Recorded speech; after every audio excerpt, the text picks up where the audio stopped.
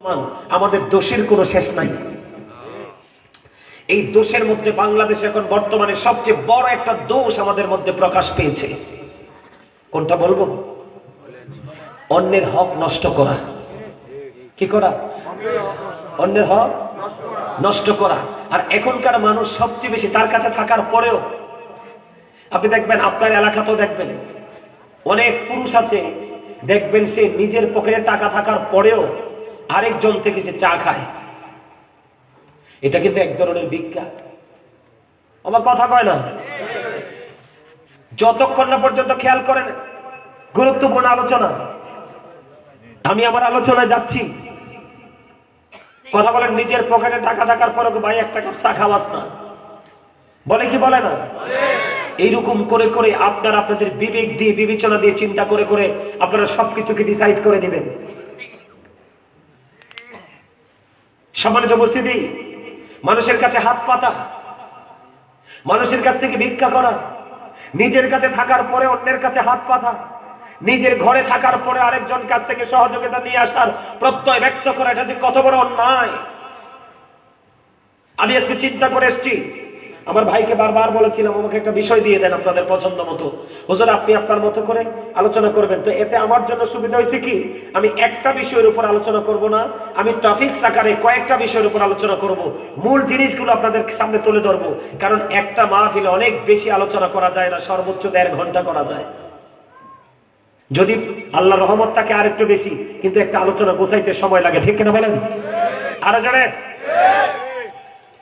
বন্ধুরি আমার, হযরত সাওবান রাদিয়াল্লাহু তাআলা আনহু থেকে হাদিস কানা বর্ণিত, আমার নবী, আপনার নবী তো জাহানের বাদশা নবী, রাহমাতাল লিল আলামিন, তিনি বন্ধু বলে দিয়েছেন, কেউ যদি আমি নবীকে প্রতিশ্রুতি দিতে পারো গো, আমি জীবন থাকতে কোনোদিন কারো কাছে কোনো হাত পাতবো না, কারো কাছে কোনো সাহায্য চাইবো না, কারো কাছ থেকে আমি কোনো কিছু নিব না।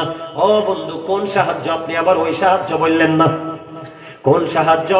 আজ আপনার কাছে থাকার পরে ও বন্ধু আপনি অন্যের কাছে চাইতে পারেন, এমন মানুষ আমাদের মধ্যে আছে না নাই? বিশেষ করে আমাদের দেশে দেখবেন অনেক মানুষ ভিক্ষা করে, আপনি বাড়িতে যাইয়া দেখেন তার বড় বড় দালান কোঠা আছে না নাই? আছে। হযরতে সাওবান রাদিয়াল্লাহু তাআলা আনহু তিনি বলে দিলেন, বন্ধু তুমি যদি কেউ কথা, তোমরা যদি কথা দিতে পারো রে, আমি কারো কাছে চাইবো না, কারো কাছ থেকে নিব না, এমন প্রতিশ্রুতি যদি কেউ দিতে পারো রে, আমি নবী তার জান্নাতের জামিন হয়ে গেলাম।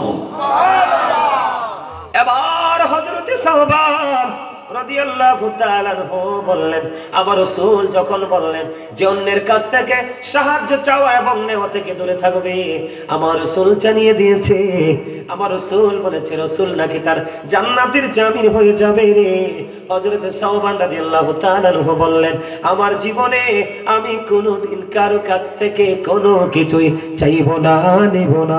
জোরে জোরে কন্যা সুবহানাল্লাহ। কারণ হলো বন্ধু, দাতার হাত সব সময় উপরের হাত, আর গ্রহিতার হাত সব সময় নিচের হাত। যিনি দেয় তিনি তো বড় রে, আর যিনি নেয় তিনি তো ছোট। আমি ওয়াজটা করতেছি, আপনারা কি রাগ হচ্ছেন? এটা কি জানার দরকার না? পিতা মাতার ওয়াজ, সোদের ওয়াজ, কমন কিছু নামাজ রোজার ওয়াজ, এগুলো কমন আপনারা শোনেন, কিন্তু আমি মনে করি এখন ওই ওয়াজগুলোর পাশাপাশি এই আলোচনাগুলো করা দরকার। কথা বলেন না কেন? কারণ মানুষ জানে না বলেই তো মানুষ মানুষের কাছ থেকে কি করে চায়, থাকার পরও চায় তাকে বিপদে ফেলানোর জন্য, ঠিক না বলেন? অথবা তার বিপদ হবে না, নিজেকে বিপদে ফেলানোর জন্য, ঠিক না? ঠিক। আরো জোরে। আমার রাসূল বলে দিয়েছেন, কেউ যদি পর নির্ভরতা থেকে বেঁচে থাকতে চায়, আল্লাহ রাব্বুল আলামিন তাকে পরিপূর্ণ করে দেয়। তার মানে কি, মালিক আমি কারো কাছে হাত পাতবো না, আমি পরিশ্রম করব, আমি চেষ্টা করব, আমি আমার চেষ্টার মাধ্যমে নিজের ভবিষ্যৎকে আমি কি করব, গড়ে তুলব। আল্লাহ আমার রাসূল বলেছেন, কোন বান্দা যখন পরনির্ভরতা থেকে, অন্যের কাছ থেকে সাহায্য চাওয়া থেকে নিজেকে বিরত রেখে নিজের ক্রেডিট, নিজের ক্যারিয়ার দাঁড় করাতে চায়, আমার আল্লাহ তাকে সরাসরি সাহায্য করে তার জীবনে সকল অভাব থেকে আমার আল্লাহ তাকে মুক্ত করে দেয়। তাহলে আমাদের অন্যের কাছ থেকে চাওয়া থেকে দূরে থাকার দরকার আছে না নাই? ও বন্ধু, হৃদয় খুলে শোনো গো, আমার রাসূল বন্ধু জানিয়ে দিয়েছে, আমার দিকে তাকান, আমার রাসূল জানিয়ে দিয়েছে তোমাদের হাতে একটা কি নাও, দাও অথবা কুড়াল নাও। কি নাও? আপনারা কথা বলেন না, আমি আপনাদেরকে বলি, যখন আপনি পড়বেন পাশাপাশি লিখবেন, হাতের রাইটিং এর মাধ্যমে এটা কি হয়ে গেল, নিজের আয়ত্তে চলে আসলো, জবান দিয়ে বলার কারণে বারবার আপনার ব্রেইনে সেট আপ হয়ে গেল। কথা বলেন না কেন? এজন্য আপনাদেরকে বলতে বলি আমি, যেন আপনারা বলতে বলতে আপনাদের ব্রেইনের মধ্যে যেন এটা কি হয়ে যায়, সেট আপ হয়ে যায়, সেটিং হয়ে যায়। এই জন্য আপনাদেরকে বলতে হবে। আপনারা কি বিরক্তিকর মনে করেন? বিরক্ত মনে করবেন না প্লিজ। খেয়াল করেন, অত্যন্ত গুরুত্বপূর্ণ জিনিস বন্ধু। আমার রাসূল বলে দিলেন, তোমরা হাতে দা অথবা করাত অথবা কুড়াল তোমরা হাতে নাও গো। কুড়ালের পাশাপাশি তোমরা রশি হাতে নাও। রশি নিয়ে তোমরা সোজা পাহাড়ের চূড়ায় চলে যাও, ওখান থেকে তোমরা লাকড়ি কাটো, লাকড়ি কেটে তোমরা ওই লাকড়ি কেটে এনে তোমরা বিক্রি করো, ওই বিক্রি করে ওই অর্থ দিয়ে তুমি তোমার জীবিকা নির্বাহ করো। তারপরেও মানুষের কাছে তোমরা হাত পেতো না। কেন গো রাসূল, কেন গো রাসূল, কেন গো আমরা মানুষের কাছে হাত পাতবো না? রাসূল বলেছে, তুমি মানুষের কাছে চাইলে সে তোমাকে দিতেও পারে, আবার নাও দিতে পারে। ঠিক কিনা বলে? এই জন্য রাসূল বলেছে, তুমি তোমার আত্মমর্যাদাকে ধরে রাখো, তুমি তোমার আত্মসম্মানকে কবর দিও না। তোমার হাতে রাস্তা আছে। আপনারা দেখেন, এখন কি আমাদের বাংলাদেশে বন্ধু অনেক জমি কিন্তু ফাঁকা পড়ে আছে, আছে না নাই? আপনি কারো কাছে কিছু চাওয়ার দরকার নাই, কারো কাছে ভিক্ষুক হওয়ার দরকার নাই। আপনি চাইতে হলে মালিকের কাছে চাইবেন, আর চাইয়া মালিকের কাছে চাইবেন, মালিক রে, ওগো দয়াল, তুমি না বলেছো ফি আইয়ি সূরাতিন মা শাআ রাক্কাবা, তুমি না বলেছো আমাদেরকে তোমার মন মতো করে বানাইছো। ও আল্লাহ, তুমি না বলেছো লাকাদ খালাকনাল ইনসানা ফি আহসানি তাকওয়িম, তুমি না বলেছো আমাদেরকে সূরা 3 এ সুন্দর করে বানিয়েছো। মালিক, আমাকে সুন্দর করে তুমি বানিয়েছো, তোমার মন মতো করে বানিয়েছো। মালিক, আমি তোমার মন মতো বলতে চলতে চাই গো, তুমি আমাকে হেল্প করো, তুমি আমাকে সাহায্য করো। দেখবেন অটো আপনার মালিকের পক্ষ থেকে কেউ না কেউ আপনার পাশে এসে হাজির হয়ে যাবে। তবে বন্ধু, আপনার বিশ্বাস থাকতে হবে করারে। রাসূল বলেছেন, ইন্নামাল আমালু বিন্নিয়াত, আপনার নিয়ত থাকতে হবে এটার উপর, তাহলে আপনি নিয়ামত পেয়ে যাবেন। জোরে জোরে কন্যা সুবহানাল্লাহ। তাহলে আজকে থেকে কারো চাল কুমড়া ক্ষেতের কাছে গিয়ে বলবেন না আমার একটা দাও। কথা বলেন? এগুলো কিন্তু আমি আপনাদেরকে বলেছি, এটা একটা ক্লাস, অত্যন্ত গুরুত্বপূর্ণ ক্লাস।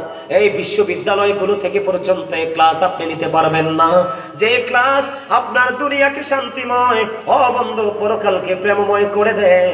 আপনার জীবনে ওই ক্লাসটাই বেশি বেশি প্রয়োজন। আগামীকালকে যিনি লাউ ক্ষেত করেছে তার কাছে গিয়ে বলবেন আমাকে আল্লাহর রাস্তায় একটা লাউ দাও। কথা বলেন না কেন? এগুলো বন্ধু ঠাট্টা করে বলছি না রে, বন্ধু মস্করা করে বলছি না, এগুলো আমি তোমাদেরকে সিরিয়াসলি বলছি। তোমার কাছে যদি 2 টাকা থাকে, কয় টাকা? কয় টাকা? ওই যে আমার ভাই আমার আগে তিনি আলোচনা করেছে, আমি খেয়াল করেছি, আমি কিন্তু অনেক লম্বা সময় আপনাদের এখানে এসেছি। আমার আগে অত্যন্ত দিন লজিক্যালি আলোচনা করেছেন, যুক্তি দিয়ে, পাশাপাশি কোরআন হাদিসের উক্তি দিয়ে। তিনি বলেছিলেন একটু আগে, আপনাদের মনে আছে কিনা জানি না, একজন মাসে 1 লক্ষ টাকা বেতন পায়, ভালো চলতে পারে না। ইমাম সাহেব মাত্র 9,000 টাকা বেতন পায়, তার অঙ্গে দেখা যায় ইস্তারি করা, আয়রন করা পোশাক। এটা খেলার টাকা? আর জোরে বলেন না। আপনি কি মনে করেছেন আপনি আপনার মালিক? না না না, আপনার বাবা মা আপনার মালিক না, না না, গোটা পৃথিবীতে যা কিছু আছে সব কিছুর মালিক হলো আমার মালিক আল্লাহ। ওয়ালিল্লাহি মা ফিস সামাওয়াতি ওয়া মা ফিল আরদ ওয়া ইলাল্লাহি তুরজাউল উমুর। ও বন্ধু, আসমান জমিনে যা কিছু আছে রে, সব কিছু আমার আল্লাহর, একদিন সব কিছু আল্লাহর দিকে ফিরে যাবে রে। জোরে জোরে কন্যা একবার আল্লাহু আকবার, আর জোরে বলেন আল্লাহু আকবার। আমার কথাগুলো আপনাদের কাছে ভালো লাগছে কিনা, হৃদয় দিয়ে ধারণ করছেন কিনা? কথা বলি এদিকে এদিকে এদিকে যারা আছে তাদেরকে আস্তে কথা বলতে বলেন না, বিরক্ত হয়ে না। আমি শেষ পর্যন্ত যাচ্ছি, দেখেন এই ওয়াজের মধ্যে কত কি। তোমার মোবাইলটা কেন ক্লোজ করে নিছো কেন? রেকর্ড করতেছো? মাশাআল্লাহ মাশাআল্লাহ, এগুলো তোমরা রেকর্ড করো, কারণ আমার যত ভয় তোমাদের মতো ইয়াং ছেলেদেরকে নিয়ে। কেন জানো? কারণ আমাদের যুবকরা দুই একজন আছে ব্যতিক্রম, হাজার হাজার যুবকের মধ্যে দুই একজন পাবেন ব্যতিক্রম। বন্ধু হয়ে আমার সবচেয়ে বড় ভয় হলো আমাদের যুবকদেরকে নিয়ে। তারা কোনো কিছু করতে সামনে এবং পিছন ভাবে না। ওমা বলেন না কিচ্ছু ভাবে? একটা এক্সাম্পল দিব। গত কয়েকদিন আগে, গত পরশু না, গত কালের আগের দিনই তো কুমিল্লা ক্যান্টনমেন্টে আমি ওদিক থেকে আলোচনা করে যাচ্ছিলাম কুমিল্লার দিকে। অনেক জ্যাম ছিল। এই ওয়াজের সাথে কিন্তু মিল আছে, এজন্য বলছি। জাস্ট একটা উদাহরণস্বরূপ সত্য ঘটনা, গত পরশু দিনের। ছেলেরা মোটরসাইকেল নিয়ে যাচ্ছে নাকি ওরা কোথায় ট্যুরে যাচ্ছে। তো আমাদের গাড়ি তো আপনার জ্যাম লেগেছে, তো আমাদের গাড়িটা দাঁড়ানো, হালকা করে জ্যামটা ছাড়ছে। আমরা একটু রওনা দিলাম সামনের দিকে। হঠাৎ করে ছেলেরা পিছন দিক দিয়ে এসে মোটরসাইকেল গাড়ির পিছন দিয়ে মেরে দিল। আপনার বাম্পারটা ভেঙে পড়ে গেল, গাড়ির বডিতে ভিতরের দিকে ঢুকে গেল। ওরা ওই যে ওখানে দাঁড়ায় রয়েছে, ওখানে দাঁড়ায় রয়েছে, মানে আমাদের কাছে আসে না। আমি অনেকক্ষণ গাড়িতে বসা, ওরা আসে না। তখন আমি বাধ্য হয়ে নিচে নেমে গেলাম। কে এদিকে আসো, আসছে। আমি বললাম এগুলার ফায়সালা করো, ক্ষতি তো আমাদেরও হয়েছে, এবার বলেন আপনারা কি করা উচিত। গাড়ি তো দাঁড়ানো, আপনি পিছন দিয়ে এসে মেরে দিয়েছেন। আপনি বলেন ক্ষতি তো আমার হয়েছে, আপনি মরে গেলেও তো আমাকে দোষ দিতে পারেন না। ওমা হ্যাঁ না একটা বলেন। আপনি যদি এখানে স্পট ডেড হন, আপনি কি আমাকে কিছু বলতে পারেন? আমি তো দাঁড়িয়ে আছি। পরে আমি বললাম কি করবে করো। পরে যখন বাকবিতরটা চলছে, আমি কিন্তু তাদেরকে ছাড় দিচ্ছি না, কারণ ওরা রাস্তাঘাটে দেদারছে বেয়াদবি করতেছে। ঠিক কিনা বলেন? মুরব্বীদেরকে তোরা মানেই না, মুরব্বী কি জিনিস এরা বোঝেই না। আমি আপনাদেরকে বলে দেই, আপনারা মুরব্বীরা যারা আছেন, তারা যখন এই গ্রাম থেকে একদিন চলে যাবেন আল্লাহর ডাকে সাড়া দিয়ে, সেই দিন আপনাদের এই গ্রামের বা সারা বাংলাদেশে যেখানে আল্লাহ রসুল নাই যুবকদের কাছে, তারা এত বেশি বিপদে পড়বে, হায়াত কমে যাবে, ঘন ঘন গজব আসবে, নতুন নতুন রোগ আসবে। এগুলো হাদিস শরীফ থেকে কালেক্ট করা। এখনকার ম্যাক্সিমাম ছেলেমেয়েরা ইসলাম থেকে অনেক দূরে চলে গেছে, বেঈমান কাফেরের সংস্কৃতিকে তারা আঁকড়ে ধরেছে। এই কারণে তো তাদের মধ্যে আদব কায়দা নাই, অনুতপ্ত হয় না। পরে আশেপাশের কিছু মানুষ আসলো, এসে বলল, তারা এসে পরিবেশটা দেখছে। দেখার পরে ওরা কিন্তু ওদের জায়গা থেকে আসে না, কারণ এখানে ওরা তো ক্ষতি করছে, আসে না, ঘাটটা পাক দিয়ে দাঁড়িয়ে আছে। আশেপাশের কিছু ছেলে, এরাও কিন্তু ইয়াং, দেখেন বিবেক, একটু কি বিবেকের কথা বলছি না? বিবেক দেখেন, ওরাও কিন্তু ইয়াং, যারা আসছে তারাও ইয়াং। আসার পরে দেখছে পুরো দোষ এই ছেলেদের। কার? যুবক ছেলেদের। ওরাও কিন্তু যুবক। ওরা এসে বলতেছে উনি আলেম মানুষ, ওনার কাছে গিয়ে ছড়ি বলো, দেখ বলে তোমাদেরকে কিচ্ছু বলবে না। পরে কি করছে, কয়েকজন মিলে পরামর্শ করে আইসা বলছে কি জানেন, এবার এতক্ষণ কিন্তু ঘাটটা পাক দিয়ে দাঁড়িয়ে আছে, মানে আক্রমণাত্মক ব্যবহার, যেটা কখনোই আশা করা যায় না। পরে এবার কতক্ষণ পরে এসে বলতেছে কি জানেন, হুজুর, হুজুর নি বললো না, আঙ্কেল বললো রে, হুজুরই বললো, হুজুর আমি তো আপনার সন্তানের মতো। আমরা খেয়াল করেন, ওই যে পেছে পড়ছে, এবার বলতেছে আমরা তো আপনার সন্তানের মতো, আপনি আমাদেরকে সন্তান মনে করে একটু মাফ করে দেন। আমি কিন্তু কিছু বলি না, একটা চলে গেছে, পরে কিছু বলি না, আরেকটা আসছে, আইসেবার বলতেছে আঙ্কেল আমরা আপনার সন্তানের মতো, আপনারা আমাদেরকে মাফ করে দেন, আমরা একটু ঘুরতে বের হয়েছি তো, টাকা পয়সা নাই। এবার আর কিছু বলা যায়? মাপের উপর আর কিছু আছে? পরে কিচ্ছু বলি না, ড্রাইভারকে বলছে চলো গাড়ি নিয়ে চলো। পরের দিন আইসা অনেক কষ্ট হয়েছে, একটু পরে পরে বাম্পার পড়ে যায়, অনেক কষ্ট করে আইসা পরের দিন আমরা এটা ঠিক করছি। কেন বললাম এটা, কেন বলেছি এটা বলতাম না, এটা বলার কারণ হলো ওই যে ওদের ধর্মীয় শিক্ষা নাই, দিনের শিক্ষা থেকে দূরে চলে গেছে, নম্রতা ভদ্রতা সম্পর্কে কিচ্ছু তারা জানে না। এটার জন্য সবচেয়ে বড় দোষ হলো বাবা মার। বাবা মা যদি চায় সন্তান অবশ্যই মানুষ হয়। এখনকার বাবা মা তো মেয়ে হইলে মনে করে আল্লাহর গজব পড়ছে। আমি ভুল বলি কিনা সঠিক বলি, বাস্তবতা দেখে খেয়াল করবেন। এখনকার মেয়ে হইলে সবাইরে জানায়ও না কিন্তু, আর ছেলে হইলে আরে বাপরে ঢোলে বাইরে দাওয়াত খাওয়ায়, কথা বল না। কিন্তু আমি এটার পাশাপাশি আপনাদেরকে বলে দেই, আপনার যদি 1 ডজন ছেলেও হয়, হাদিস শরীফে জান্নাতের খবর পাই নাই, রসুল বলছে যে বাবার একটা কন্যা সন্তান তার জন্য একটা জান্নাত, যার 2টা কন্যা সন্তান তার জন্য 2টা জান্নাত। কোনটা নেবেন? সবচেয়ে বড় ভয়ঙ্কর হলো মেয়েদেরকে অবহেলা করেন, তাদেরকে আদর করতে তাদেরকে অনেক অবহেলা করে বড় করেন, অনেক বাবা মা, সবাই না। কথা কি বুঝতে পারছেন?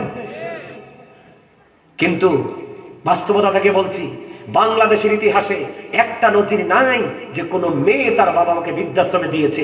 যত বাবা মাকে বৃদ্ধাশ্রমে দিয়েছে প্রত্যেকটা ছেলেরাই দিয়েছে, ঠিক কিনা বলেন?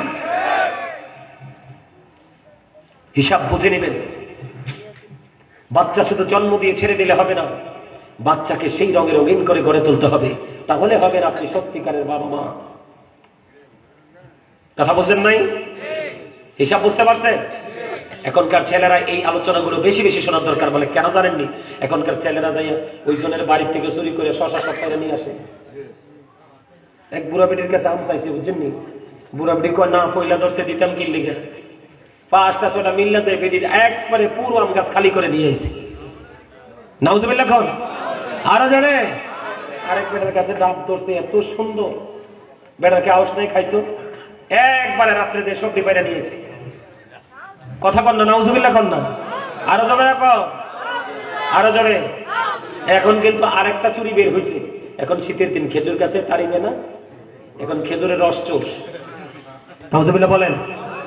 প্রত্যেকটা জিনিসই অপরাধ, প্রত্যেকটা জিনিস অপরাধ, এবং আপনাকে সিরিয়াসলি নিতে হবে।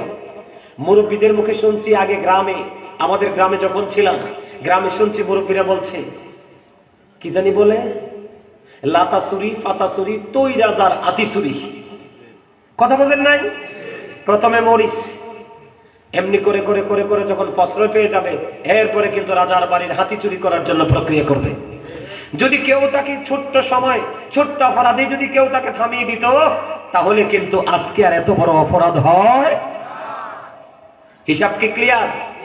বুঝতে পারছেন? সহজে মারহাবা বলেন, আরো জোরে। আপনি যখন পরনির্ভরতা থেকে মুক্ত হয়ে পথ চলার চেষ্টা করবেন, আমার রাসূল বলেছে আল্লাহ তোমাকে কি করবে? সাহায্য করবে। তোমার সকল প্রতিকূল পরিবেশকে কাটিয়ে তোমার জন্য চারপাশ অনুকূল পরিবেশ করে দিবে, কারণ তুমি তো দরখাস্ত দিয়েছ এবং সেই দরখাস্ত দেওয়ার উপর তুমি বিশ্বাস রেখেছ। জোরে কন্যা সুবহানাল্লাহ। আর যারা বলেন সুবহানাল্লাহ। আমাদের দেশে ভিক্ষা করেনি, আরো জোরে কন্যা, আরো জোরে কন। বন্ধুরে আমার, আমি আপনাদেরকে বলে দিই, ভিক্ষার কিন্তু অনেক ক্লাস আছে।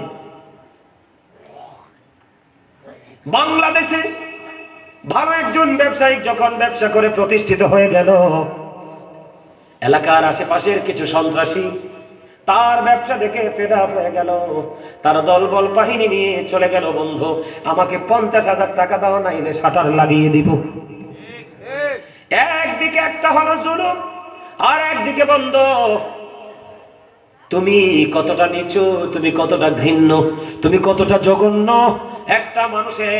একটা মানুষকে খুশি করার জন্য তুমি যদি 50,000 টাকা নিয়ে তোমার বসকে দাও, তোমার বস তোমাকে দিবে সর্বোচ্চ 500 থেকে 1000 টাকা। আমার কথা ঠিক না বেঠিক? কিচ্ছু কয় না, বলে। এলাকার মধ্যে মাফিয়া থাকে না? আছে না নাই? গ্রামে থাকে না, শহরে থাকে বন্ধু মাফিয়া। গ্রামও আসেনি। ও মোর খোদা মুইন কি হর ওয়াজ করবো না, ওয়াজ খুইয়ে চলে যাবো, ওয়াজটা করবো নি, ভাল লাগেনি। যুবক, তোমাদেরকে বলি, সামনে আসছে নির্বাচন। তোমাদেরকে ক্যারেক্টারলেস পার্সন গুলো তোমাদেরকে ব্যবহার করবে। সাবধান হয়ে যেও, যদি গুলি খেয়ে তুমি মারা যাও। ও বন্ধু, অপোজিট পার্টি যদি তোমাকে হামলা করে, তোমার হাত যদি একটা চলে যায়, তোমাকে কেউ দেখবে না, কেউ দেখবে না। তোমরা আমার বাংলাদেশের জুলাই যোদ্ধাদের দিকে তাকিয়ে দেখো। বাংলাদেশে জুলাই মাসে যুদ্ধ করছে নি? কথা বলে না কেন? ছেলেদের হাত নাই, চোখ নাই, পা নাই রে। ও বন্ধু, তারা এত অবহেলার মধ্যে দিয়ে জীবন যায় রে, তার ভবিষ্যৎ তো অনিশ্চিত হয়ে গেছে, ঠিক কিনা বলেন? কাঁদে শুধু মা, কাঁদে শুধু মা।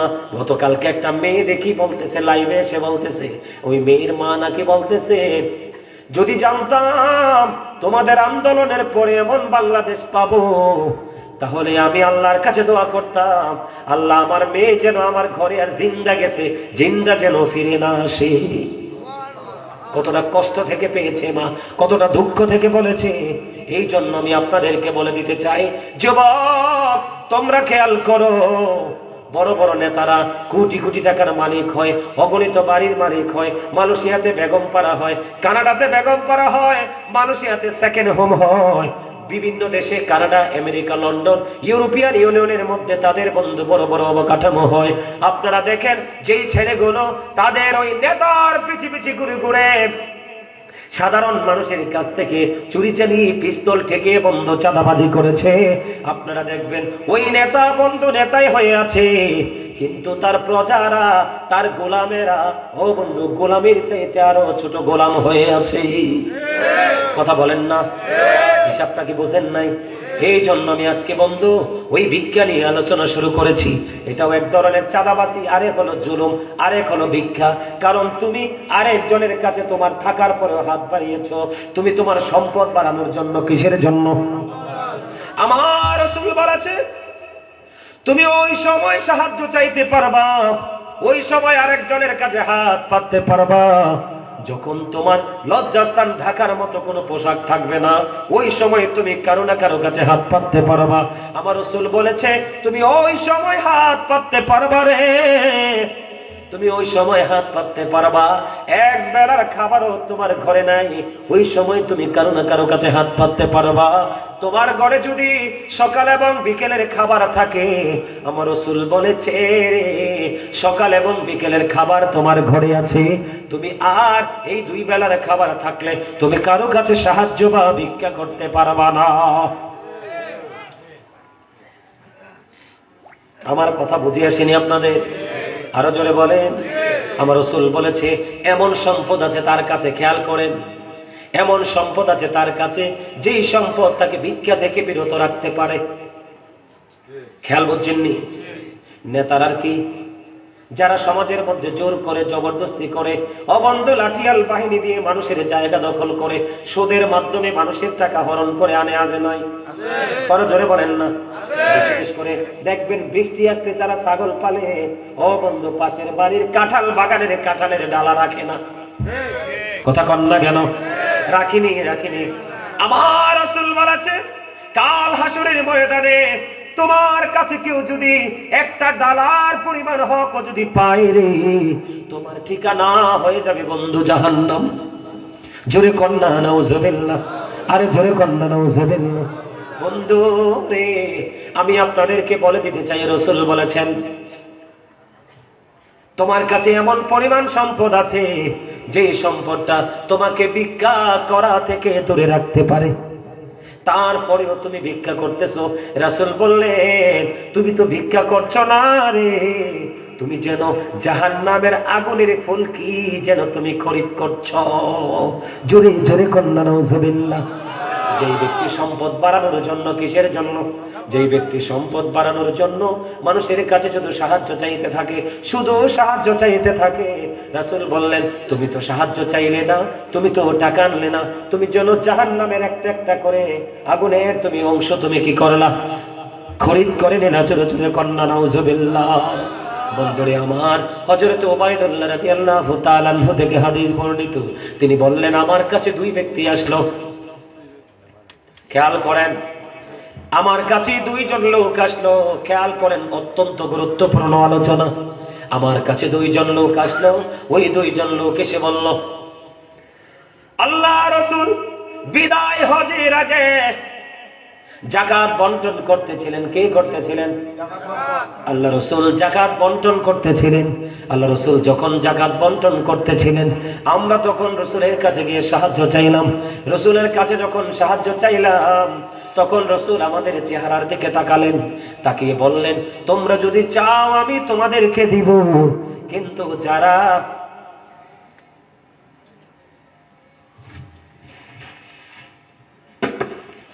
তোমরা যদি চাও আমি তোমাদেরকে দিব, কিন্তু যারা কর্মক্ষম এবং ধনী তাদের হক এখানে নাই। খেয়াল করছেননি? অত্যন্ত গুরুত্বপূর্ণ জায়গা। কিসের জায়গা? অত্যন্ত গুরুত্বপূর্ণ জায়গা। যুবক, তোমাদেরকে মেন করে বলছি, বিশেষ করে মধ্যবয়সী মানুষগুলোকে মেন করে বলছি, যার গায়ে আপনার কিন্তু কোনো টাকা নাই, কি নাই? টাকা নাই, পয়সা নাই, ধন নাই, দৌলত নাই, ঘর আছে, বাড়ি আছে, টিনের হোক, বিল্ডিং হোক, যে কোনো জায়গার হোক, আপনি কর্ম করতে পারবেন। কি করতে পারবেন? আপনি কর্ম করতে পারবেন। আপনার গায়ে শক্তি আছে রে। রাসূল বললেন তুমি কর্ম করার শক্তি আছে, কিন্তু তুমি তোমার কাছে সম্পদ নাই, কিন্তু কর্ম করার কি আছে? সামর্থ্য আছে। তুমি কর্ম করে তোমার ভবিষ্যৎকে তুমি গড়ে তোলো। তারপরেও মানুষের কাছে যাকাতের মাল চাইও না। দেখছেন নি বিষয়টা? আমরা তো হুট করে যাই, কি করি, একজনের কাছ থেকে চাইয়া নিয়ে আসি, ঠিক কিনা বলেন? আপনার কাছে 5 টাকা আছে, কয় টাকা? ঠিক 5 টাকা নিয়ে যাবেন মরিচ ক্ষেতের মালিকের কাছে, ভাই 5 টাকার এই দামে, এখনকার দামে 5 টাকার মরিচ দাও। কিন্তু আপনি কি করতে পারবেন না? তার কাছ থেকে আল্লাহর রাস্তায় চাইতে পারবেন না। যদি চান তাহলে ঠিকানা হবে কোথায়? কোথায়? আরো জোরে। কিন্তু সেই যদি ইচ্ছে করে দেয়, কোনো সমস্যা নেই। আরো জোরে বলেন। তবে হ্যাঁ, চাইতে পারবেন কখন? বন্ধুরে আমার, হযরতে এই হাদিসটা অত্যন্ত গুরুত্বপূর্ণ। শোনেন, হযরতে কাবিসা রাদিয়াল্লাহু তাআলা আনহু তিনি বললেন আমার অভাব দেখা দিল, বড় বিপদে পড়ে গেলাম আমি রে। বড় বিপদে পড়ে আমি আল্লাহ রাসূলের কাছে চলে গেলাম। গিয়ে বললাম, ইয়া রাসূলুল্লাহ, ইয়া হাবিবাল্লাহ, নবী গো, আমার তো অনেক বড় অভাব দেখা দিয়েছে গো নবী। ও রাসূল, আমার অনেক বড় অভাব দেখা দিয়েছে গো রাসূল, আমি সাহায্যের জন্য এসেছি। আমার রাসূল বললেন, তুমি অপেক্ষা করো, অপেক্ষা করো। এই অপেক্ষা করলেন। আর রাসূল বলতে লাগলেন, 3 শ্রেণীর মানুষ ছাড়া কেউ কারো কাছে সাহায্য চাইতে পারবে না, ভিক্ষা করতে পারবে না। এই 3 শ্রেণীর মানুষ কে রে? ও বন্ধু, 3 শ্রেণীর মানুষ হলো যেই ব্যক্তিটা অনেক বেশি ঋণী হয়ে গেছে। কি হয়ে গেছে? অনেক বেশি ঋণী হয়ে গেছে। আমাদের মধ্যে আছে না অনেকে ঋণগ্রস্ত? আরো জোরে বলেন না, আছে না নাই? আমার রাসূল বলে দিলেন, অনেক বেশি ঋণগ্রস্ত যে ব্যক্তিটা হয়ে গেছে রে, সেই ব্যক্তি ওই ঋণ পরিশোধ না হওয়া পর্যন্ত, ওই ঋণ পরিশোধ না করা পর্যন্ত ওই ব্যক্তিটা মানুষের কাছে সাহায্য চাইতে পারবে এবং আপনারাও সাহায্য দিতে পারবেন। জোরে জোরে কন্যা সুবহানাল্লাহ। আমাদের দেশে তো ঋণগ্রস্ত মানুষকে যদি টাকা পরিশোধ করতে না পারে, তারে মাইরা তুষ করে ফেলে, করে না? কথা বলেন না কেন? আপনারা দেখেছেন কিনা জানি না, কয়েকদিন আগে আপনার ইয়াতে ময়মনসিংহে একটা ঘটনা করছে।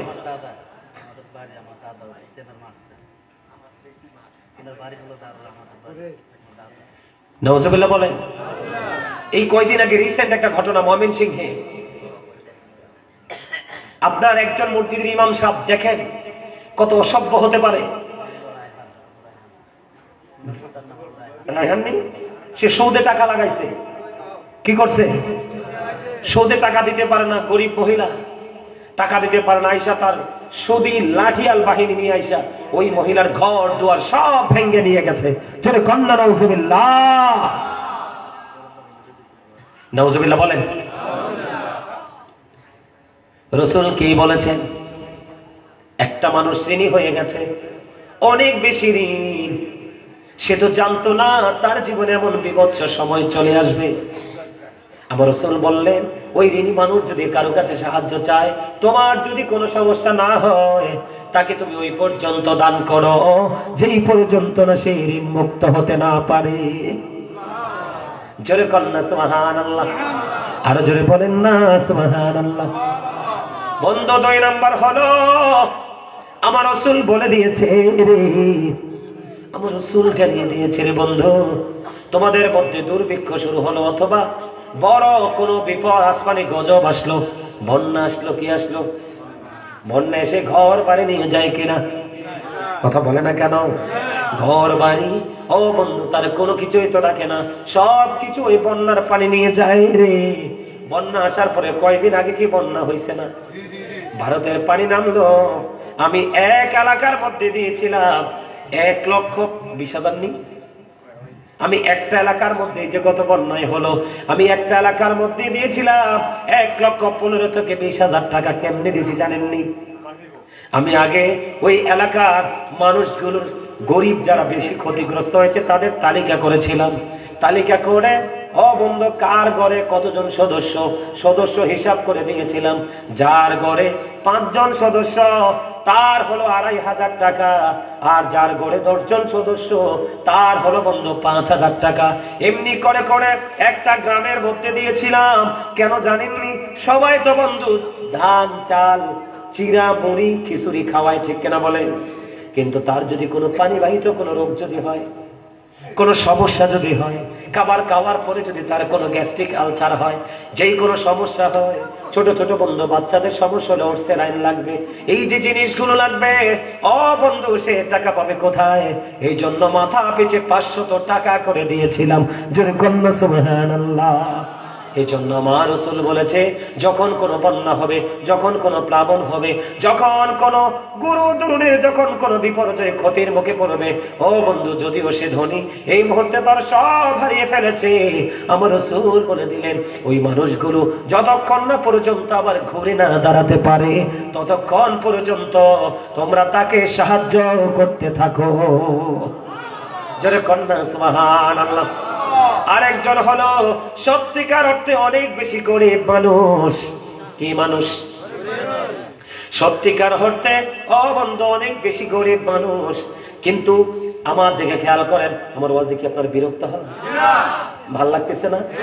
নতুন ওয়াজ না, এগুলো কিন্তু সহজে শুনবেন না, এগুলো কিন্তু সহজে শুনবেন না। কিন্তু আমার সবসময় ব্যতিক্রম চিন্তা থাকে, সব সময় উল্টো দিকে হাঁটার চেষ্টা করি।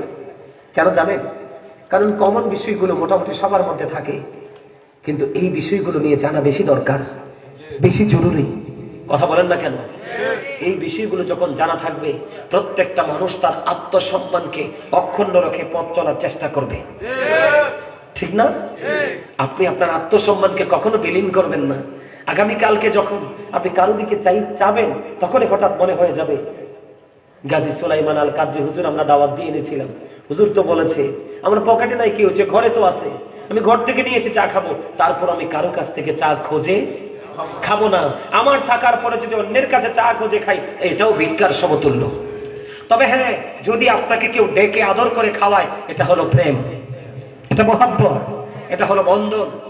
এটা যদি করতে পারেন তাহলে তো কোনো সমস্যা নাই। যদি কন্যা সুবহানাল্লাহ। দেখেন বন্ধু, একটা মানুষ, ধরেন আপনার এলাকার একজন মানুষ বলল আমি গরিব, আমাকে সাহায্য করো।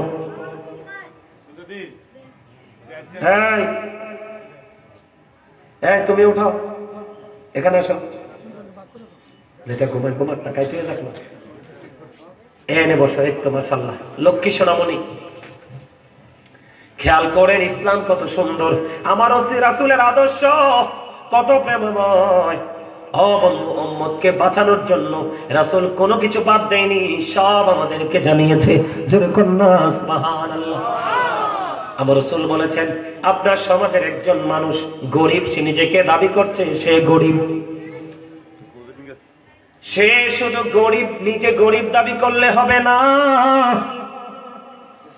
আমার রাসূল জানিয়ে দিয়েছেন বন্ধু, তার এলাকা তার পরিবারের কার, তার এলাকার তার পরিবারের 3 জন লোক সাক্ষী দিতে হবে। কয়জন?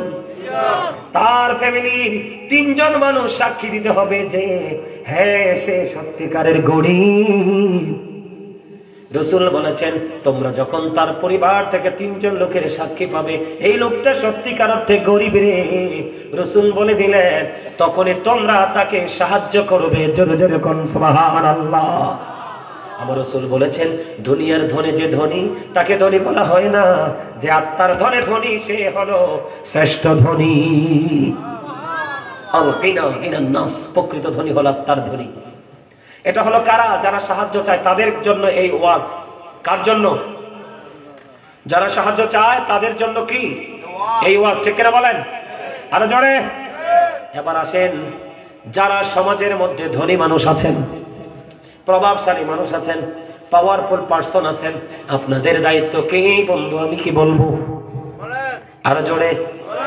আপনাদের দায়িত্ব হলো, আমার রাসূল বলে দিলেন, তুমি যখন তরকারি রান্না করো, হাদিস শরীফের মধ্যে এসেছে, তুমি যখন তরকারি রান্না করো, আপনি কিন্তু ধনী মানুষ, রাসূল জানিয়ে দিয়েছেন আপনি যে তরকারি রান্না করেন, রাসূল বললেন তুমি তরকারির মধ্যে ঝোল একটু বাড়িয়ে দিও, কারণ তোমার পাশের গরিবকে যেন তুমি একটু দিতে পারো। কারণ হলো বন্ধ, ধনী লোকের সম্পত্তির মধ্যে এটা আল্লাহর পক্ষ থেকে গরিবরা অটোই ভাগের মালিক হয়ে যায়। আপনারা যে যাকাত দেন, আপনারা যে ফিতরা দেন, আপনারা যে ফিতরা দেন, আপনারা যে যাকাত দেন বন্ধু, আপনি মনে করবেন না আপনি আপনার টাকা দিচ্ছেন, এটা ইসলাম বলে, কোরআন হাদিস বলে আপনি গরিবের হক আপনি গরিবকে ফিরিয়ে দিচ্ছেন। সুবহানাল্লাহ বলেন না কেন? আর জোরে। তাহলে আমাদের কি করা উচিত? সামাজিক বন্ধনে আবদ্ধ হতে হলে গরিব দুঃখীকে সাহায্য করা দরকার আছে না নাই? কারো যদি বস্ত্র না থাকে আপনি তাকে বস্ত্র দিয়ে দিবেন, কারো খাবার না থাকে আপনি তার খাবার দিয়ে দিবেন, কারো যদি ঘর না থাকে আপনি তাকে ঘর বানিয়ে দিবেন। আপনি নিজ থেকে দায়িত্বগুলো পালন করবেন, তখন দেখবেন আপনার কাছে কেউ আর সমাজের ভিক্ষা করতে আসবে না।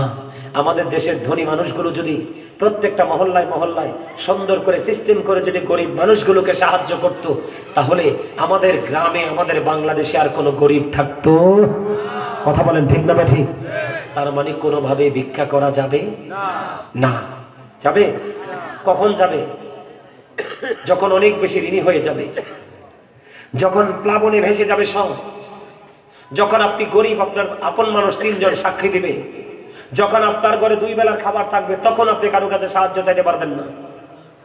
যতক্ষণ পর্যন্ত আপনার পরনে বস্ত্র আছে, যেই বস্ত্র দিয়ে আপনি লজ্জাস্থান ঢাকতে পারবেন, তখনও আপনি কারো কাছে চাইতে পারবেন না। কথা কি বুঝতে পেরেছেন আপনারা? সম্মানিত উপস্থিতি, আমার দিকে তাকান। এই পাশের লোকটা গরিব, এই পাশের লোকটা ধনী। এখন ধনী লোকটা ঘর বানাবে, কি বানাবে? ঘর বানাবে। রাসূল বলেছেন তুমি তোমার ঘর বানানোর আগে তোমার পাশের গরিব মানুষের সাথে একটু পরামর্শ করো। কেন? আমি ঘর বানাবো, গরিবের সাথে পরামর্শ কেন করতে হবে? তার কারণ হলো, তুমি যদি বড়, তুমি 5 তলা 10 তলা বাড়ি বানাবে, তোমার এই বাড়ি বানানোর কারণে তোমার শান্তিটা যেমন চিরস্থায়ী হবে, যদি তোমার পাশের মানুষের অশান্তি শুরু হয় সেটাও কিন্তু চিরস্থায়ী হবে। এই জন্য রাসূল বলেছেন তুমি বড় বাড়ি বানানোর আগে তুমি তোমার পাশের গরিবের সাথে পরামর্শ করো, যেন তোমার অসুবিধা না হয়, তারও অসুবিধা না। এখন আমাদের আসেনি চিন্তা, আমরা তো উষ্টা মেরে তাদেরকে দূরে সরে যেতে চেষ্টা করি, ঠিক কিনা বলেন? আরো জোরে। আমার রাসূল বলেছেন, মা আয়েশা সিদ্দিকা রাদিয়াল্লাহু তাআলা আনহা প্রশ্ন করলেন, রাসূলকে আমি দান করব, সহযোগিতা করব, কাকে আগে দান করব? রাসূল বলেছেন তোমার যে সবচেয়ে বেশি কাছে তোমার থেকে তাকে তুমি আগে দাও। আর এখন আমরা দেখেন কত দূরে চলে গেছি। এখন কিন্তু আমরা আপন কাছের মানুষকে না দিয়ে শ্বশুর বাড়ি, খালার বাড়ি, মামার বাড়ি আমরা স্বজন প্রীতি করি, ঠিক কিনা বলে? এটা ইসলামের আইন। আপনি দিবেন আপনার আপন মানুষ, কাছের মানুষগুলোকে দিয়ে, প্রতিবেশীকে দিয়ে, তারপরে আপনি আউটসাইড এটাকে হস্তান্তর করে দিবেন। যেরকম সুবহানাল্লাহ, আরো জোরে বলেন সুবহানাল্লাহ। সম্মানিত উপস্থিতি, আমরা আজকে থেকে কি করব না, কোন সবজি বাগানের মালিকের কাছে গিয়ে ভিক্ষুকের মতো সবজি ভিক্ষা নিব না। নিব? কথা বলেন, নিব? এমনি করে করে প্রত্যেকটা সেক্টরে আমরা সচেতন হব। কেন? রাসূল বলেছেন কেউ যদি নিজেকে অন্যের কাছ থেকে চাওয়া থেকে পাওয়া থেকে নিজেকে দূরে রাখতে পারে, আমি নবী তার জান্নাতের জামিন হয়ে গেলাম। হযরত সাওবান রাদিয়াল্লাহু তাআলা বললেন, আমি এই কথা শোনার পরে আমি আর কোনোদিন রাসূলের কাছে কোনো কিছু চাই, আমি আর কারো কাছে চাইনি, কারণ জান্নাত বড় প্রেমময় জায়গা। যেরকম সুবহানাল্লাহ। আর এবার আপনি মনে করলেন যে আমি হুজুর আপনার ওয়াজ মানি না, আপনার কথা আমি শুনবো না, আমি আমার গায়ের জোরে চলবো। আপনার জন্য ওয়াজ, যারা শুনবেন তাদের জন্য একরকমের, তাদেরটা বলবো না। যারা ঘাটতেরা, আমি এখন কিন্তু ঘাটতেরা মানুষে বেশি কথা কয় না, ঘাটতেরা বুঝেন না, মানে কথা বললে এটাকে কি করে দেয়, ডিনাই করে দেয়, গ্রহণ করে না, এটাকে বাংলা কথাটাকে পাত্তাই দেয় না। এই সমস্ত মানুষগুলোর জন্য ওয়াজ একটু করে আলোচনা শেষ করে দিব। ওই সমস্ত মানুষগুলো কারা? তারা জাহান্নামী। হ্যাঁ, বেদিন ফেতরা যাকাত দিতে পারবে, কোনো সমস্যা নাই। এদেরকে দেওয়ার দরকার কি? ঘরে আইলে দিতে পারবেন, তবে এদের কাছ থেকে একটু সওয়াবের আশা করার কোনো সুযোগ নাই। হ্যাঁ, দিতে পারবেন। আপনি কুরবানির গোশত এদেরকে দিতে পারবেন, এরা যদি খায়। আপনি ফেতরা যাকাতের জন্য যদি আই আপনি দিতে পারবেন, কোনো সমস্যা নাই। ইসলাম বলেছে দেওয়ার জন্য দিতে পারবেন, কোনো সমস্যা নাই। আমার কথা বুঝতে পারছেন আপনারা? আমি এবার বলি, যারা আপনারা মনে করেন আমার ওয়াজ কিন্তু শেষ, ছোট্ট একটা টপিক দিব আপনাদেরকে, যেটা সবচেয়ে বেশি দরকার। আমি একটা আয়াত নিয়েছিলাম, ইয়া আইয়ুহাল্লাযীনা আমানু কু আনফুসাকুম ওয়া আহলিকুম নারা। আল্লাহ বলেছেন, O believer, save yourself and your families from the fire. আল্লাহ ঈমানদারকে ডেকে বলেছেন, তুমি জাহান্নাম থেকে বাঁচো, তোমার পরিবারকেও জাহান্নাম থেকে বাঁচাও। ওমা সুবহানাল্লাহ জি কয় না? মাহফিলটা কততম? 14তম। 13টা মাহফিল চলে গেছে, এক যুগের উপরে চলে গেছে মাহফিল। আপনারা ভালো ক্লাস করতে পারেন নাই, এবার রাগ হন আর খুশি হন। ভালো ক্লাস করতে পারেন নাই আপনারা, এটা আপনাদের জন্য অত্যন্ত দুর্ভাগ্য। এক যুগের উপরে পার করে দিয়েছেন সময়। কি শিখতে পেরেছেন? কখন সুবহানাল্লাহ বলতে হয়, কখন আলহামদুলিল্লাহ বলতে হয়, কখন আল্লাহু আকবার বলতে হয়। এই ট্রেনিংটুকু আপনাদের নাই, আফসোস। আমরা মুসলমান, আবার বলছি আমরা মুসলমান, আমরা ইমানদার। আমাদের অতীত যেমন আছে, ভবিষ্যৎ আছে। কি নিয়ে যাব আমরা? এবার আসেন ওয়াজ। আপনি যখন কবরে যাবেন, আল্লাহ বলেছেন, রাসূল জানিয়ে দিয়েছেন, আল কবরু রাউজাতুম মিন রিয়াদিল জান্নাতি আও হুফরাতুম মিন হুফারিন নার। কবরটা জান্নাতের একটা বাগান হবে, জাহান্নামের একটা গর্ত হবে। যারা মানবে, এই যে এতক্ষণ ওয়াজ করলাম, সোজা কথা, নিজের থাকলে কারো কাছে চাওয়া যাবে না, টাকা দিয়ে কিনে আনবো। আর যদি টাকা দিতে না পারি, ভাই তোমার জমির আমি একদিন কাজ করব, এই কাজের বিনিময়ে তুমি আমাকে পারিশ্রমিক দিবে, আর এখান থেকে মাইনাস করে যত টাকা সবজি, 1 কেজি সবজি 20 টাকা, এখান থেকে তুমি 20 টাকা রেখে দিবে। তাহলেই আপনি ইমানদার, তাহলে আপনি ত্যাগী, তাহলে আপনি সংগ্রামী, তাহলে আপনি আল্লাহ রাসূলের সাচ্চা বান্দা এবং রাসূলের সাচ্চা উম্মত। আর যারা মানবেন না, তাদের জন্য কবর হবে জাহান্নাম। নাউজুবিল্লাহ বলেন। কবর কি হবে? আরো জোরে। এখন অনেকের মধ্যে প্রশ্ন থাকতে পারে, বলে হুজুর হাওলাত। হাওলাত তো এটা আরো মজার জিনিস, বেশি সওয়াবের কাজ। হাওলাত নিবেন, তবে হাওলাত নিয়ে দিতাম না এমন চিন্তা করে নিয়েন না, কারণ আমি কত মানুষের কাছে টেয়া পাই, ফোন দিলে ফোন ধরে না। নাউজুবিল্লাহ কর না। কত মানুষের কাছে এখন কত দরকার আমার টাকা, ফোন দিলে ফোন ধরে না। আরে বাপরে, আমার একজন বড় একজন পুলিশ অফিসার আছে ঢাকাতে। ঢাকা আপনার ইয়াতে হেড অফিসে, নাম বলবো না, পাগল ভক্ত, খুব মহব্বত করে আমার একদিন কথা বলতে বলতে বলতেছে, হুজুর আপনাকে একটা উপদেশ দেই, আপনাদেরকে তো উপদেশ দেওয়া উচিত না? বলে উপদেশ দেন। হুজুর জীবনে যদি কাউকে টাকা হলার দেন, পাশে সাথে সাথে তাকে 200 টাকা বেশি দিবেন। আমি বললাম এটা আবার কি কথা? হুজুর আপনার থেকে টাকা নেওয়ার আগে কিন্তু সে নরম, আপনার থেকে টাকাটা তার পকেটে যাওয়ার পরে সে হবে গরম। আপনি যে তাকে টাকাটা হাওলাত দিয়েছেন, আপনি খুঁজলে যে আপনাকে পিটাবে, এই পিটানোর জন্য অতিরিক্ত 200 টাকা দিবেন বাস কেনার জন্য। আপনারা হাসবেন না, কথাটা অত্যন্ত সিরিয়াস। আপনারা খেয়াল করে দেখেন, আপনি টাকা দেওয়ার পরে আপনি তার পায়ে পায়ে হাঁটতে হয়, এই বেয়াদব আপনাকে টাকা দিবে না। থাকার পরেও দেয় না, অনেকে আছে পারে না সেজন্য দেয় না, কিন্তু কিছু বেয়াদব আছে ঘাটতেরামি করে দেয় না। কথা বলেন না কেন? আবার কি করে জানেননি? আপনারা বোঝেন, জানেন কিনা জানেন, আমি দেখছি তো। আবার কি করে জানেননি? আপনি যদি টাকাটা বেশি খুঁজেন, সে আপনার সাথে আগ বাড়িয়ে বাজে বাজে কথা বলবে। আপনি একটু ঝগড়া করেন, কি করে ঝগড়া করতে করতে আপনি তার হাতে কি করেন, গায়ে হাত দেন।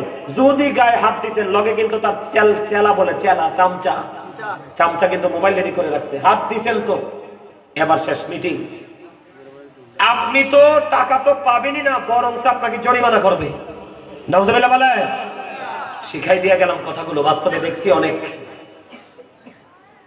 সতর্কভাবে চলবেন। আমাদেরকে তাকান, যারা হুজুরের কথা মানবেন না, হুজুরের কথা মানেই তো কোরআন হাদিসের কথা। যারা মানবেন না তাদের জন্য বলছি, আল্লাহ বলেছেন ইন্নাল্লাহা লা ইয়াজলিমুন নাসা শাইয়্যা ওয়ালাকিন্নান নাসা আনফুসাহুম ইয়াজলিমুন। আল্লাহ বলেছেন সূরা ইউনূসের 44 নম্বর আয়াত, আল্লাহ বান্দার উপর অত্যাচার করে না, বান্দা নিজেই নিজের উপর অত্যাচার করে। খেয়াল করেন, আল্লাহু লা ইউহিব্বুজ জালিমিন। যারা অত্যাচারী, যারা জালেম, আল্লাহ বলেছেন আল্লাহ তাদেরকে পছন্দ করে না, ভালোবাসে না। আল্লাহ বলেছেন ওমালিজ জালিমিনা মিন আনসার। জালেমরা যখন বিপদে পড়ে যায়, আল্লাহ তাদের জন্য কোনো সাহায্যকারীও রাখে না।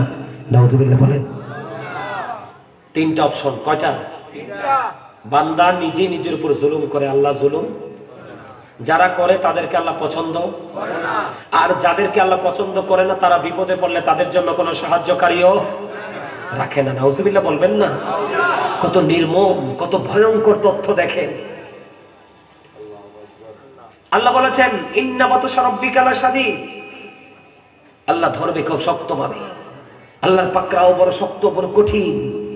আল্লাহ বলেছেন ইন্নাল্লাহা সারিউল হিসাব। আল্লাহ হিসাব নেবে চুকিয়ে চুকিয়ে।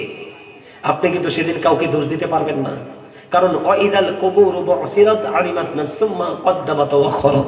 কবর যখন ওপেনিং করা হবে, তখন আপনি আমরা প্রত্যেকে কে কি করেছি আর কি করিনি প্র্যাকটিক্যালি দেখতে পাবো, জানতে পারবো। আমার হিসাব কি বোঝেন? বলে হুজুর এই কথাগুলো কেন বললেন? আমি জাহান্নাম নিয়ে কথা বলছি। খেয়াল করেন, যারা মানবেন না, যারা বেয়াদবি করে করে চলবেন, তাদের জন্য ওয়াজ। কবরে যাওয়ার পর আপনি উত্তর দিতে পারবেন না, সাজা শুরু। আল্লাহ মাটিকে ডাক দিয়ে বলবে, মাটি শক্ত করে তাকে চাপ দাও। চাপটা দিতে দেরি, আপনার হাড় গুলো একটা ভেঙ্গে আপনি কিন্তু জীবন্ত থাকবেন, তখন মরা না। একটা হাড় আর একটা হাড়ের মধ্যে ঢুকে যাবে, কান্না, চিৎকার, হাহাকার, কেউ আপনার পাশে থাকবে না। ওই যে দুনিয়া আল্লাহ রাসূল ভুলে শুধু দুনিয়া নিয়ে মোবাচ্চা নিয়ে পড়েছিলেন, ওই সমস্ত মানুষগুলোর জন্য আল্লাহ ওয়াজ করেছে। কোরআন শরীফের 19 পারা সূরা শুআরা 88 নম্বর আয়াত, ইয়াউমা লা ইয়ানফাউ মালু ওয়ালা বানুন। ওই কিয়ামতের দিন আপনার ধন সম্পদ, সন্তান সন্ততি কিচ্ছু কাজে আসবে না। নাউজুবিল্লাহ বলেন না কেন? আরো জোরে বলেন না নাউজুবিল্লাহ। অত্যন্ত বিপদ না সামনে? কথা বলেন না, বিপদ তো। জাহান্নামীদের জন্য সবচেয়ে কম আযাব হলো আগুনের এক জোড়া জুতা। এই জাহান্নামের আগুনটা পৃথিবীর আগুন থেকে 69 গুণ বেশি পাওয়ারফুল হবে। নাউজুবিল্লাহ বলেন। কেন জানেন? এই আগুনটাকে আল্লাহ 1000 বছর তাপ দিয়েছে, রং হয়েছে সাদা। আরো 1000 বছর তাপ দিয়েছেন, রং হয়েছে লাল। আরো 1000 বছর তাপ দিয়েছেন, রং হয়েছে কালো। 3000 বছর উত্তপ্ত করে জাহান্নামের আগুনটাকে জাহান্নামীদের জন্য বরাদ্দ করে রাখছে। এই আগুন, এইরকম আগুনের একজোড়া জুতা পরাই দেওয়া হবে পাপীদেরকে। সবচেয়ে কম আযাব এটা। পরাইতে দেরি, মাথার মগজটা বিয়ে বাড়ির গোস্তের পাতিলের মতো। আজকে আপনারা বিরিয়ানি রান্না করছেন না? বিরিয়ানির ড্যাগের কাছে কেউ ছিলেননি আজকে? এখানে আসেননি কেউ? আপনি ছিলেন? আপনি ভালোই হয়েছে, আপনি এনে আছেন। তাদের দিকে চান। এই যে চালগুলো দেওয়ার আগে পানিটা কি টকবক করে উতরেছে না? যে উত্রাণু দেখলে অনেক সময় ভয় পায়। আর নিচের আগুনটা ছিল অত্যন্ত হিংস্র। যে বড় ডেগে রান্না হয়েছে না, এটা নিচের আগুনটা কিন্তু টকটকে লাল ছিল, কিন্তু ওটার চাইতে 69 গুণ পাওয়ারফুল, সেটা হবে কালো। রাসূল জানিয়ে দিয়েছে ভয় করেন অন্তরে। ওই যে আমি বলছি হৃদয় দুটো জিনিস রাখবেন, একটা হলো প্রেম আর একটা হলো ভয়। গোলামি করতে যাবেন আল্লাহ রাসূলের সাথে প্রেম নিয়ে, করার সময় বলবেন আল্লাহ আমার দ্বারা যেন কোনো ভুল না হয়, যেই ভুলে তুমি রাগ হয়ে যাবে, এমন চিন্তা রাখতে হবে ব্রেইনে, তাহলে আপনি সফল হয়ে যাবেন। সম্মানিত উপস্থিতি, বিয়ে বাড়ির গোস্তের পাতিলের মতো, কুরবানির ঈদের দিনের গোস্তের পাতিলের মতো কনকনে শীতের মধ্যে উত্তপ্ত গরম পানি যেভাবে ফুটে চুলার উপরে, তার চেয়ে ভয়ঙ্কর রূপে মাথার মগজটা উতরাতে থাকবে। জোরে কন্যা নাউজুবিল্লাহ। দুঃখজনক খবর কি জানেন? এদিকে তাকান। সম্মানিত উপস্থিতি, কাল কিয়ামতের দিন কিন্তু আসমান থাকবে না। আল্লাহ বলেছেন ইদাস সামাউন ফাতারাত ওয়া ইদাল কাওয়াকিবু তাসারাত ওয়া ইদাল বিহারু ফুজ্জিরাত। আসমানটা সেদিন ভেঙে যাবে, তারকাগুলো ঝরে ঝরে পড়বে, সমুদ্র সেদিন উদ্গীলিত হয়ে যাবে। সেই দিন আল্লাহর আরশ ছাড়া কিছুই থাকবে না। এই পৃথিবী থেকে বর্তমানে এই পৃথিবী থেকে সূর্যটা 9,13,00,000 মাইল দূরে। সূর্যের আলো পৃথিবীতে আসতে সময় লাগে মাত্র 8 মিনিট 20 সেকেন্ড। প্রতি সেকেন্ডে 1,86,000 মাইল বেগে পৃথিবীর দিকে ছুটে আসে। সেই সূর্যের আলো অনেক আবরণ ভেদ করে আমরা আমাদের কাছে আসে। আমরা অনেক গরম লাগার কারণে আমরা অনেকে হিট স্ট্রোকে মারা যাই। খেয়াল করেন আযাবটা কত ভয়ঙ্কর। এখন 9,13,00,000 মাইল দূরে সূর্যের আলো, আর হাসরের মাঠে আসমান তো থাকবে না, সূর্যের আলোটা সরাসরি 100 হাত উপরে থাকবে, মাথার উপরে থাকবে, ঘেমে যাবে, মগজটা টকবক করে উতরাইতে থাকবে, দুর্গন্ধময় হয়ে যাবে। জোরে জোরে কন নাউজুবিল্লাহ। আর যে যুবকরা আজকে এখান থেকে সিদ্ধান্ত নিবে, সে ডিসাইড করবে যে আগামী দিন থেকে আমি অন্য যুবকদের মতো শৃঙ্খল ভাবে চলবো না, আমি আলেমের সাথে প্রেম করবি, তাদের থেকে সত্য জেনে সত্য পথে চলবো। এই যুবকগুলোর জন্য রাসূল বলেছেন তোমরা কোনো টেনশন করো না, সেদিন আসমান না থাকলে কি হয়েছে, আল্লাহর আরশ থাকবে। যারা ইয়াং যৌবন কালে আল্লাহ রাসূলের সাথে প্রেম করেছো, সত্যিকারের হক্কানি আলেমদের সাথে ভালোবাসার বন্ধন তৈরি করেছো, আমার রাসূল জানিয়ে দিয়েছে তোমাদের জন্য আল্লাহর আরশের নিচে একটা প্রেমময় জায়গা বরাদ্দ, তোমরা সেই জায়গায় আশ্রয় নিবে। জোরে জোরে কোন সুবহানাল্লাহ। সম্মানিত উপস্থিতি, এত ভয়ঙ্কর হবে, এত নির্মম হবে হাসর। যারা জাহান্নামী তারা পাগল হয়ে যাবে পানির তৃষ্ণায়। রাসূল বলেছে তাদের জন্য পানি বরাদ্দ করা আছে। এটা অত উত্তপ্ত গরম পানি মাথার মধ্যে ঢেলে দেওয়া হবে, ঢালতে দেরি পেটটার মধ্যে আসবে, আসতে দেরি 2 রানের মধ্যখান দিয়ে জুসের মতো গলে গলে, মোমের মতো গলে গলে লিকুইড হয়ে 2 রানের মধ্যখান দিয়ে পেটের ভিতর থেকে সব কিছু গলে গলে বের হতে থাকবে। জোরে জোরে কন নাউজুবিল্লাহ, আরো জোরে। আর যারা মানবে তাদের জন্য জান্নাতে 4টা নদী বরাদ্দ। কয়টা? যারা মানবে, যে যুবকরা মানবে তার জন্য কয়টা নদী? একটা হলো মধুর নদী, একটা হলো দুধের নদী, একটা হলো শরবতের নদী, একটা হলো পানির নদী। 4টা নহর থাকবে ইমানদার জন্য। এখন মুরব্বীরা মনে মনে কইব হুজুরে তো যুবকদের নিয়ে ওয়াজ করে, আমরা মুরব্বীরা কি দোষ করছি? হ্যাঁ কইব না, মুখ দিয়ে না কইলে মনে মনে দুঃখ থাকিয়া যাইব। এখন আমি মুরব্বী দাদু ভাই যারা আছেন তাদেরকে বলে দিতে চাই, আপনি মরবেন কিন্তু 100 বছরে, 120 বছরে, 80-90 বছরে। রাসূল বলছে তুমি না দুনিয়া থেকে মরছো 90-100 বছরে, কিন্তু তুমি তো আল্লাহর প্রিয় হয়ে কবরে আসছো। তোমারে জান্নাতে ঢোকানোর সময় 30 থেকে 33 বছরের জোয়ান বানাইয়া ঢোকানো হবে।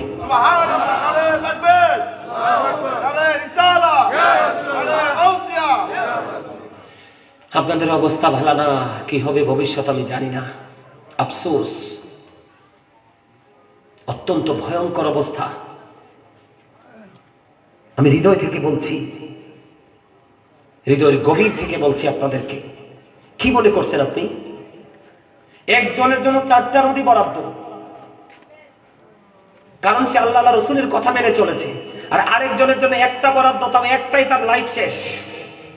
নাউজুবিল্লাহ, আরো জোরে। কত ভয়ঙ্কর আযাবে যারা ভোগ করবে, তাদের খাবার, তারা পেটে খিদা লাগবে, খাবারের জন্য পাগল হয়ে যাবে। আমার রাসূল বলেছে তাদের জন্য খাবার বরাদ্দ আছে জাক্কুম। কি জাক্কুম? এটা মুখের কাছে আনতে দেরি দাঁতগুলো পড়ে যাবে। পেটের মধ্যে যদি সরিষা পরিমাণ ঢুকে সবগুলো কি হয়ে যাবে? গলে ধ্বংস হয়ে যাবে। এটার বিষ সম্পর্কে একটু বলে দিতে চাই। রাসূল বলেছেন, আমার রাসূল বলেছেন, এই মুহূর্তে আপনাদের গ্রামের নাম কি? বড় আলীর চর। এই মুহূর্তে আপনার এই বড় আলীর চরের জমিনে যদি একটা ফোঁটা জাক্কুম পড়ে, কয় ফোঁটা? একটা ফোঁটা জাক্কুম পড়ে, রাসূল বলেছেন গোটা পৃথিবীর মাটি কিয়ামত পর্যন্ত বিষাক্ত হয়ে যাবে।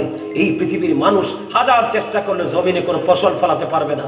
এত বিষাক্ত জিনিস যা আযাবে যারা থাকবে তাদের জন্য বরাদ্দ। জোরে কন্যা নাউযুবিল্লাহ। রাসূল জানিয়ে দিয়েছে যারা সাবধানী তাদের জন্য এই ওয়াজ।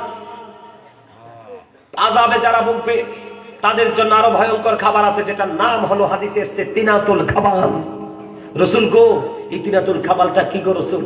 রাসূল বলেছেন এই তিনাতুল খাবালটা হলো আরেকটা জাহান্নামীর নিংড়ানো রক্ত পুঁজ। নাউযুবিল্লাহ। আর জোরে কন্না নাউযুবিল্লাহ। খেতে দেওয়া হবে সবচেয়ে বড় নির্মম, সবচেয়ে বড় নিষ্ঠুর, সবচেয়ে বড় ভয়ঙ্কর, সবচেয়ে বড় বিভৎসতা হলো কি জানেন? পাপীদের জন্য। আপনি মানেন বা না মানেন, আমি আপনাকে ইনস্ট্রাকশন দিয়েছি। আপনি কাল হাসরের ময়দানে বলতে পারবেন না আল্লাহ আমি জানিনি, শুনিনি, বুঝিনি। সবচেয়ে বড় ভয়ঙ্কর খবর হলো আল্লাহ বলেছেন লা ইয়ামুতু, people will not die that day. সেদিন মানুষ এত বিপদে থাকবে কিন্তু মরতে পারবে না। আল্লাহ বলেছেন ফিহা ওয়ালা ইয়াহইয়া, people will not be able to live that day. আল্লাহ বলেছেন সেদিন মানুষগুলো আযাবে যারা থাকবে তারা বাঁচতেও পারবে না। আল্লাহ বলেছেন ওমা হুমান হাবি গায়বি, people will not be able to escape that day. সেদিন মানুষগুলো সেখান থেকে আর পালাতেও পারবে না। যাবেন কোথায় বলেন তো? সম্পদও কাজে লাগবে না, সন্তানও কাজে লাগবে না, দৌড়ও দিতে পারবেন না, দোষও দিতে পারবেন না, বিপদে কাউকে সাহায্যকারী হিসাবেও পাবেন না, বাঁচতেও পারবেন না, মরতেও পারবেন না, পালাতেও পারবেন না। কত ভয়ঙ্কর, কত বিপদ। হুজুর বাঁচতে চাই, সারা জীবন অপরাধ করেছি, কালকে থেকে আমি মানুষ হতে চাই, সত্যিকারের মানুষ হতে চাই। যেমন সুন্দর মানুষ আল্লাহ বানিয়েছে আমি তেমন সুন্দর হতে চাই। হুজুর আমাকে আপনি সাজেস্ট করে যান, পরামর্শ দিয়ে যান, আমি কি করব? এক হলো তোমার জীবনে প্রথমত হক্কানি কোন আলেম, কোয়ালিটিফুল আলেম হতে হবে। কিন্তু চেহারা দেখা, দাড়ি দেখা, টুপি দেখা, পোশাক দেখা পাগল হলে চলবে না। তার মধ্যে সত্যিকারের এলেম থাকতে হবে, সঠিক এলেম। আর এই আলেম খুঁজে পাবেন আহলুস সুন্নাত ওয়াল জামাতের অন্তর্ভুক্ত। জোরে কোন সুবহানাল্লাহ। প্রথমত আপনি আলেমের সাথে প্রেম করবেন, প্রেম করে আপনি নামাজের চর্চা শুরু করে দেবেন। কারণ রাসূল আল্লাহ বলেছেন ইন্নাস সালাতা তানহা আনিল ফাহশাই ওয়াল মুনকার। নামাজ মানুষকে খারাপ কাজ থেকে বাঁচিয়ে রাখে। এবার নামাজের পাশাপাশি তওবা নিয়ে বসে যাবেন। অতুবু ইলাল্লাহি তাওবাতান নাসুহা, খালেস তওবা করবেন। তওবা করতে কি যদি আপনার মনের অজান্তে, আমি দেখছি এই যে আমার এই চাচা কিন্তু আমার ওয়াজে কাঁদছে, এই যে মুরব্বী দেখছেন, খেয়াল করছিলেন? উনি কিন্তু কাঁদছে, আমি ওনার চোখের পানি দেখছি। আমি যে ওয়াজ করতেছি ওনার চোখ দিয়ে পানি পড়তেছে। এই মুরব্বী চাচা, আজকের মাহফিল নিঃসন্দেহে কবুল হয়ে গেছে, কোনো সন্দেহ নেই। চলে কন্যা আমিন।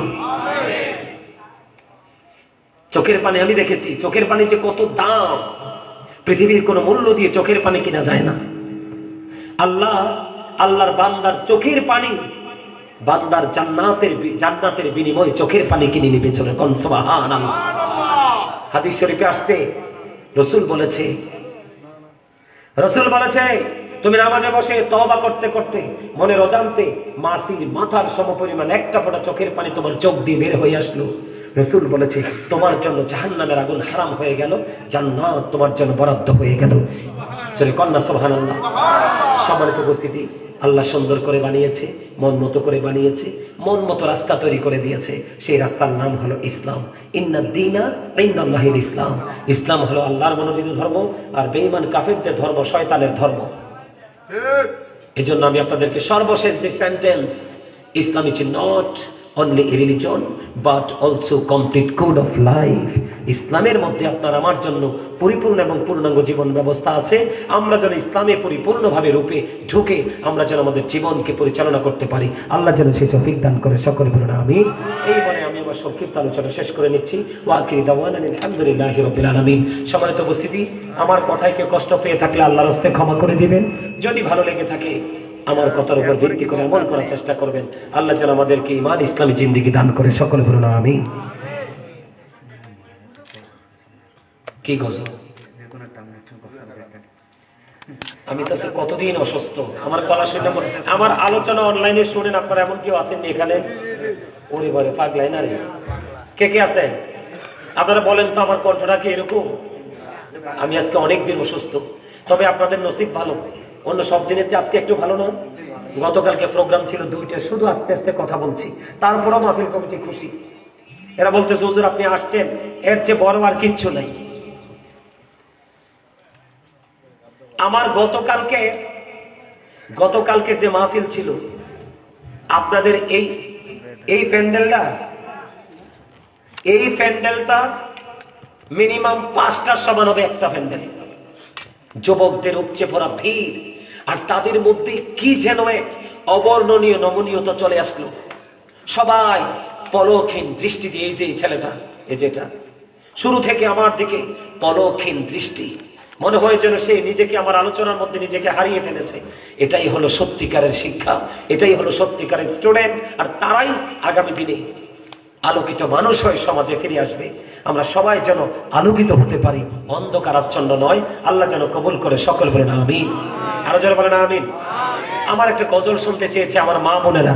গোটা পৃথিবীতে ভাই বাবাদের চেয়ে অনেক বেশি ভক্ত আমার মা বোনেরা, কারণ আমি আমার মাকে সবচেয়ে বেশি ভালোবাসি। এই কারণে হয়তো সেই মায়ের কারণে মা এবং বোনেরা সবচেয়ে বেশি ভালোবাসে, যেরকম মারহাবা। তার একটা গজল শুনতে চাইছে, চেষ্টা করি একটু, কারণ আমি অসুস্থ, গলা ভাঙ্গা, তারপরে একটু গাওয়ার চেষ্টা করতেছি। আপনারা আমার সাথে পারলে একটু সুর দিবেন, রাজি আছেন? আরো জোরে। না না, চা খাবো না। মন যদি দিতে হয় নবীকে দিও, আহা প্রাণ যদি দিতে হয়। তোমরা কি জীবনে গজল শোনো না? শুনছো? অনেক পুরনো গজল। হাসান ইবনে সাবিত রাদিয়াল্লাহু তাআলা